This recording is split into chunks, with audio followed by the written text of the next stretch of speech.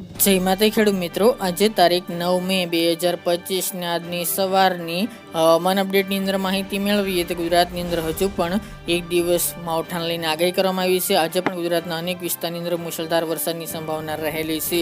છેલ્લા 4 દિવસથી ગુજરાતમાં માવઠાનો કહેર જોવા મળી રહ્યો છે. માવઠામાંથી હજુ પણ વિદાયની શક્યતા હાલ તો જોવા મળતી નથી. આજે પણ બપોર બાદ ગુજરાતના અનેક વિસ્તારની અંદર કડાકા ફડાકા સાથે વીજળીના ચમકારા સાથે તોફાની પવન સાથે માવઠાની સંભાવના રહેલી છે. કયા ભાગોની અંદર માવઠાનો કહેર જોવા મળશે તેની વિગતવાર ચર્ચાઓ કરીશું. ચેનલમાં નવા હોય તો ચેનલને સબસ્ક્રાઇબ કરી નાખજો અને વિડીયોને લાઇક આપીને તમામ ખેડૂત ભાઈને શેર કરી દેજો. છેલ્લા 3-4 દિવસથી ગુજરાતની અંદર માવઠાનો કહેર જોવા મળી રહ્યો છે. માવઠાએ ઘણા ખેડૂતોના પાકને ધ્વસ્ત પણ કરી નાખ્યા છે.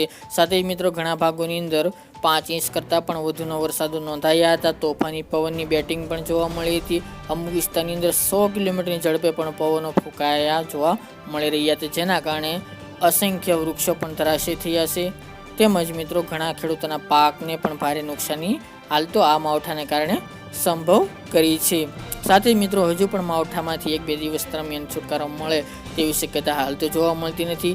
આગાહીની વાત કરવામાં આવે તો 10 તારીખ સુધી ગુજરાતમાં માવઠાને લઈને આગાહી કરવામાં આવી હતી. તે મુજબ ગુજરાતની અંદર મુશળધાર વરસાદો, તોફાની વરસાદો નોંધાયા હતા. હજુ પણ આજે 9 તારીખ દરમિયાન વરસાદનું જોર જોવા મળી શકે છે. હવે ધીરે ધીરે સિસ્ટમ ઉપર તરફ એટલે કે ઉત્તર ભારત તરફ ખસી રહી છે, જેના કારણે હવે ધીરે ધીરે વિસ્તારોમાં ઘટાડો થઈ શકે છે. પરંતુ હાલ તો તમામ ભાગોમાં આજે પણ શક્યતાઓ દેખાઈ રહી છે. વાત કરવામાં આવે તો મિત્રો આજે 9 તારીખ દરમિયાન સૌરાષ્ટ્રના પણ ઘણા બધા ભાગોની અંદર આજે પણ છૂટાછવાયા વિસ્તારની અંદર વરસાદની સંભાવના રહેલી છે. આ થોડીક તીવ્રતા ઘટી શકે છે, સાથે વિસ્તારોમાં પણ ઘટાડો થાય આજે તેમજ દિવસ દરમિયાન એટલે કે બપોર સુધી આકાશ પણ સ્વચ્છ જોવા મળે ગઈકાલની જેમ બપોર સુધી તેવી સંભાવના રહેલી છે. પરંતુ બપોર બાદ વરસાદની સંભાવના રહેલી છે. સૌરાષ્ટ્રની વાત કરીએ તો જૂનાગઢ જિલ્લો, પોરબંદર, અમરેલી, ભાવનગર, રાજકોટ, જામનગર, સુરેન્દ્રનગર, બોટાદ એટલા ભાગોની અંદર વરસાદની સંભાવના રહેલી છે. આ ખેડૂતવાસીઓ ખાસ કરીને સાવધાન રહેજો. તે ઉપરાંત વાત કરવામાં આવે તો ઉત્તર